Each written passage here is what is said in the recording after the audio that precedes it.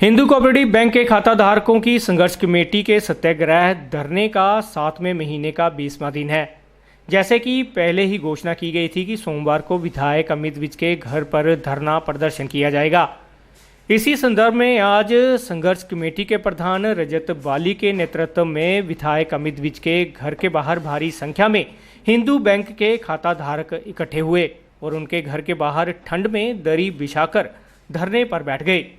खाता धारकों ने बैंक प्रशासन और सरकार के विरुद्ध नारेबाजी की और रोष प्रकट किया।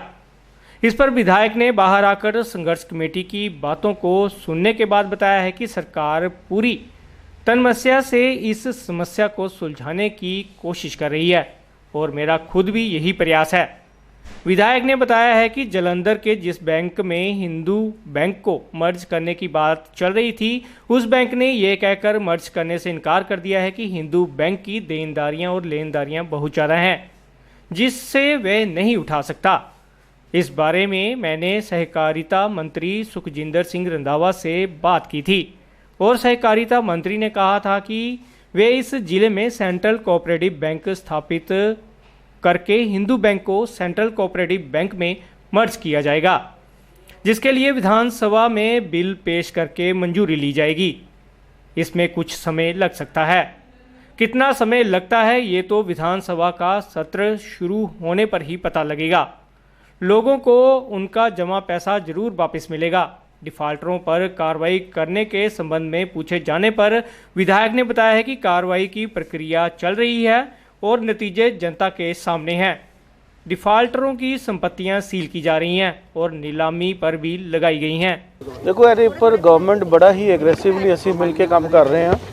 ਇਹਦਾ ਜੇ ਅਸੀਂ ਹਿਸਟਰੀ ਵਿੱਚ ਜਾਈਏ ਜੀ, ਇਹ ਤੇ ਬੇਸਿਕਲੀ ਆਰਬੀਆਈ ਨੇ ਤੇ ਬੈਂਕ ਬੰਦ ਕਰ ਦਿੱਤਾ ਸੀ, ਮਗਰ ਜੇ ਲੀਗਲ ਸਟੇਟਸ ਵਿੱਚ ਜਾਈਏ ਤੇ ਇਹ ਬੈਂਕ ਦੀ ਲੀਗਲ ਰਾਈਟ ਵੀ ਗਵਰਨਮੈਂਟ ਦੀ ਨਹੀਂ ਸੀ, ਕਿਉਂਕਿ ਇਹ ਪ੍ਰਾਈਵੇਟ ਲਿਮਿਟਿਡ ਬੈਂਕ ਦੀ ਤਰੀਕੇ ਨਾਲ ਚੱਲੇਦਾ।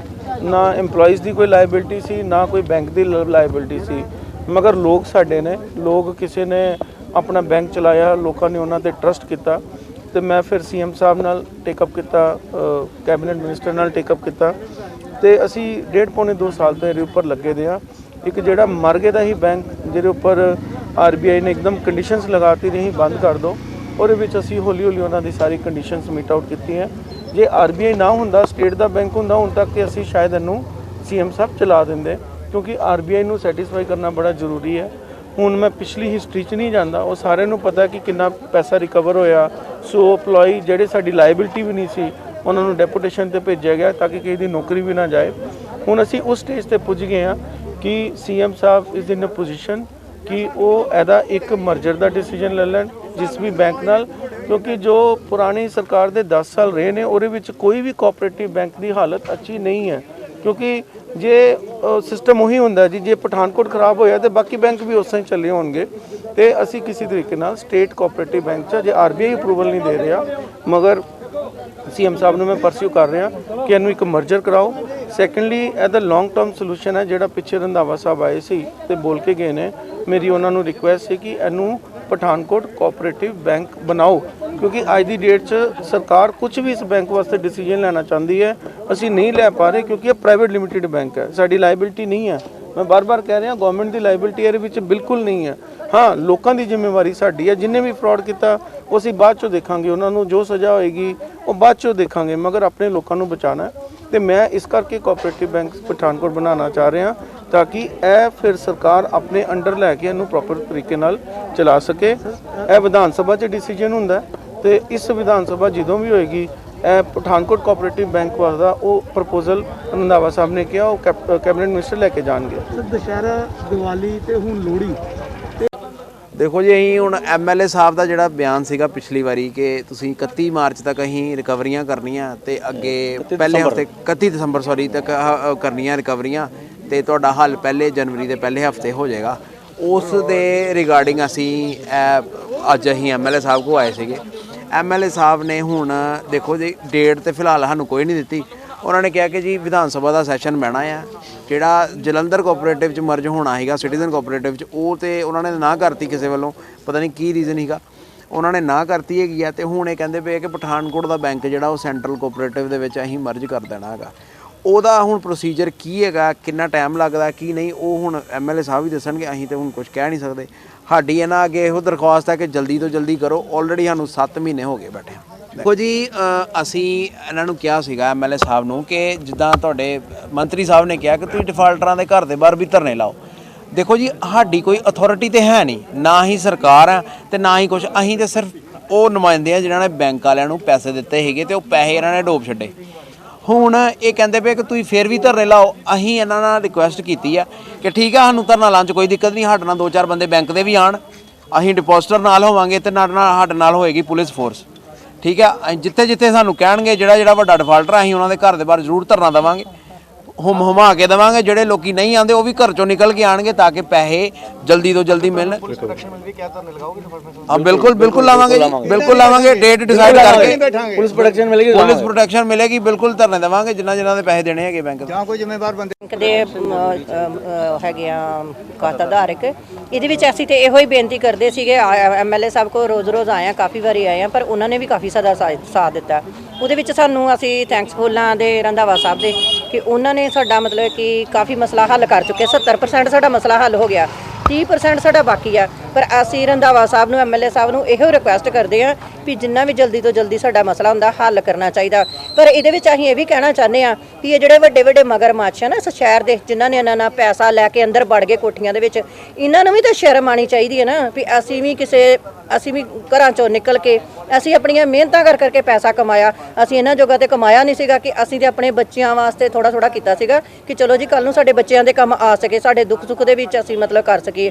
ਪਰ ਇਹ ਬੇਸ਼ਰਮ ਇਹੋ ਜਿਹੇ ਨਿਕਲੇ ਕਿ ਇਹ ਸਾਡਾ ਪੈਸਾ ਸਾਰਾ ਜ਼ਬਤ ਕਰਕੇ ਨਾ ਇਹ ਆਪਣੇ ਅੰਦਰਾਂ ਵਿੱਚ ਵੜ ਗਏ। ਇਹਨਾਂ ਦੀਆਂ ਜਨਾਨੀਆਂ ਹੋਟਲਾਂ ਵਿੱਚ ਕਿੱਟੀਆਂ ਕਰਦੀਆਂ ਫਿਰਦੀਆਂ, ਸਾਰੇ ਕੰਜਰਪੁਣੇ ਕਰਦੀਆਂ ਫਿਰਦੀਆਂ। ਪਰ ਅਸੀਂ ਇਹਨਾਂ ਦੀ ਮਕਾਨੇ ਕਦੀ MLA ਸਾਹਿਬ ਦੀ ਕੋਠੀ ਅੱਗੇ ਆ ਜਾਂਦੇ ਆ, ਕਦੀ ਅਸੀਂ ਉੱਥੇ ਮਤਲਬ ਕਿ ਧਰਨੇ ਲਾ ਕੇ ਬਹਿੰਦੇ ਆ, ਕਦੀ ਅਸੀਂ ਰੋਡਾਂ ਦੇ ਉੱਤੇ ਖੱਜਲ ਹੁੰਦੇ ਪਏ ਆ। ਹੁਣ ਅਸੀਂ ਇਹੋ ਹੀ ਕਹਿੰਦੇ ਆ ਵੀ ਹੁਣ ਤੇ ਥੋੜਾ ਜਿਹਾ ਸ਼ਰਮ ਕਰ ਲਓ ਵੀ ਤੁਸੀਂ ਮਾੜੇ ਲੋਕ ਤੇ ਹੈ ਨਹੀਂ ਹੋ। ਠੀਕ ਆ, ਤੁਸੀਂ ਜਿਸ ਤਰ੍ਹਾਂ ਵੀ ਹੁੰਦਾ, ਜੇ ਤੁਹਾਡੇ ਵਿੱਚ ਥੋੜੀ ਜਿਹੀ ਸ਼ਰਮ ਬਾਕੀ ਹੈ ਨਾ ਤਾਂ ਤੁਸੀਂ ਇਹ ਬੈਂਕ ਦਾ ਪੈਸਾ ਵਾਪਸ ਕਰੋ, ਨਹੀਂ ਤੇ ਤੁਹਾਡਾ ਰਹਿਣਾ ਤੇ ਕੁਝ ਨਹੀਂ ਹੈ। ਤੁਸੀਂ ਕਿੰਨਾ ਕੁ ਪੈਸਾ ਜਮ੍ਹਾਂ ਕਰਾਇਆ? ਮੈਂ ਹੁਣ ਸਾਡੀਆਂ ਕਈ ਮਤਲਬ ਕਿ ਆਪਣੇ ਘਰਾਂ ਦੇ ਵਿੱਚ ਹੁੰਦੀ ਵੀ ਆ। ਇਹ ਤੇ ਹੁਣ ਸਾਡੇ ਵੀ ਪਰਦੇ ਯਾਰ ਕਰਨ ਵਾਲੀ ਗੱਲ ਆ ਗਈ ਨਾ ਵੀ ਅਸੀਂ ਕਿੱਦਾਂ ਮਿਹਨਤਾਂ ਕਰਕੇ ਦਿਨ ਰਾਤ ਦੀਆਂ ਮਿਹਨਤਾਂ ਕੀਤੀਆਂ। ਕਿਸੇ ਨੇ ਆਪਣੇ ਬੱਚਿਆਂ ਤੋਂ ਥੋੜਾ ਪਰਦੇ ਨਾਲ ਰੱਖਿਆ ਹੋਏਗਾ, ਕਿਸੇ ਨੇ ਆਪਣੇ ਹਸਬੈਂਡ ਤੋਂ ਥੋੜਾ ਪਰਦੇ ਨਾਲ ਕਿਸੇ ਤਰੀਕੇ ਵੀ ਆਪਣੇ ਘਰ ਖਰਚ ਚੋਂ ਬਚਾ ਕੇ ਕਰਿਆ ਹੋਏਗਾ। ਇਹ ਤੇ ਇਹੋ ਜਿਹੇ ਨਿਕਲ ਆਏ ਵੀ ਇਹਨਾਂ ਨੇ ਘਰ ਲੜਾਈਆਂ ਪਵਾ ਦਿੱਤੀਆਂ। ਠੀਕ ਹੈ, ਸਾਡੀ ਤੇ ਮਿਹਨਤ ਦੀ ਕਮਾਈ ਸੀਗੀ। ਅਸੀਂ ਤੇ ਆਪਣੀ ਰਸੋਈ ਨੂੰ ਕੱਟ ਕੇ ਆਪਣੇ ਪੇਟ ਨੂੰ ਕੱਟ ਕੇ ਜਮ੍ਹਾਂ ਕਰਾਏ ਹੋਣਗੇ ਨਾ। ਇਹਨਾਂ ਨੇ ਤੇ ਸਾਡੇ ਹੀ ਸਾਰੇ ਪੈਸੇ ਲੈ ਕੇ ਅੰਦਰ ਮਗਰਮੱਛ ਵੜ ਗਏ। ਇਹਨਾਂ ਨੂੰ ਇੰਨੀ ਤੇ ਸ਼ਰਮ ਕਰ ਲਓ ਵੀ ਤੁਹਾਡੀਆਂ ਜਨਾਨੀਆਂ ਨੱਚਦੀਆਂ ਫਿਰਦੀਆਂ ਤੇ ਅਸੀਂ ਦਰੀਆਂ ਤੇ ਬੈਠੇ ਫਿਰਨ ਡੇ ਆ। MLA ਵੱਲੋਂ ਅਮਰਜੀਤ ਵੱਲੋਂ ਕੀ ਅਸੀਂ ਉਹਨਾਂ ਨੇ ਤੇ ਇਹੋ ਹੀ ਅੱਜ ਫਿਰ ਉਹਨਾਂ ਨੇ ਇਹੋ ਹੀ ਸਾਨੂੰ ਵਿਸ਼ਵਾਸ ਦਿਵਾਇਆ, ਆਸ਼ਵਾਸਨ ਸਾਨੂੰ ਉਹਨਾਂ ਨੇ ਇਹੋ ਹੀ ਦਿੱਤਾ ਕਿ ਮਤਲਬ ਕਿ ਅਸੀਂ ਮਤਲਬ ਕਿ ਜਲਦੀ ਤੋਂ ਜਲਦੀ ਕਰ ਰਹੇ ਆ। ਤੇ ਹੁਣ ਅਸੀਂ ਆਸ ਵੀ ਇਹਨਾਂ ਤੇ ਹੀ ਰੱਖ ਸਕਦੇ ਹਾਂ ਕਿਉਂਕਿ ਸ਼ਹਿਰ ਦੇ ਨੁਮਾਇੰਦੇ ਆ। ਜੇ ਅਸੀਂ ਇਹਨਾਂ ਨੂੰ ਚੁਣ ਕੇ ਲਿਆਂਦਾ, ਸਾਰੇ ਕੰਮ ਕੀਤੇ, ਅਸੀਂ ਕੁਝ ਸੋਚ ਸਮਝ ਕੇ ਇਹਨਾਂ ਨੂੰ ਚੁਣਿਆ ਸੀਗਾ ਨਾ ਕਿ ਸਾਡੇ ਸ਼ਹਿਰ ਦੇ ਪੜ੍ਹੇ ਲਿਖੇ ਆ ਜਾਂ ਕਿਸ ਤਰ੍ਹਾਂ ਵੀ ਆ। ਇਹ ਮਤਲਬ ਕਿ ਚਲੋ ਸਾਡੀ ਦਰਦ ਵੀ ਸਮਝਦੇ ਆ।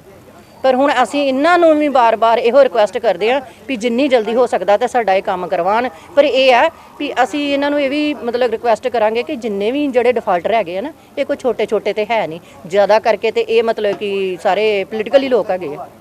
ਕੁਛ BJP ਦੇ ਆ, ਕੁਛ ਮਤਲਬ ਕਿ ਕਾਂਗਰਸ ਦੇ ਆ। ਪਰ ਇਹ ਵੀ ਹੁਣ ਥੋੜੀ ਜਿਹੀ ਸ਼ਰਮ ਕਰ ਲੈਣ ਕਿ ਕਿਉਂ ਪਾਰਟੀ ਨੂੰ ਬਦਨਾਮ ਕਰ ਰਹੇ ਆ। ਰਾਗੀ home decor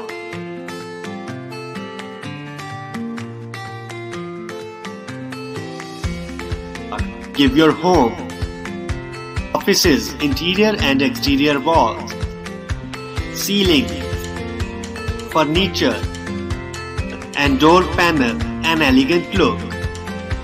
Expert in UV PVC wallpapers, partition jali, wood flooring. आपकी काल्पनिक सोच को उतारे आकार में और आकार संवारे आपके घरों, दफ्तरों और किसी भी प्रकार के व्यावसायिक स्थलों को 100% eco friendly, 100% moisture proof, 100% termite proof, excellent weatherability, sound reducing, fire retardant, recyclable and lightweight जैसी खूबियों से भरी शीट्स। बेहतर व आधुनिक पसंद के लिए याद रखें Ragi Home Decor, care of Ragi Distributors and Promoters, Ward number 11 near Novelty Mall, Mamoon Road, Pathankot. Contact us on 95400 6113.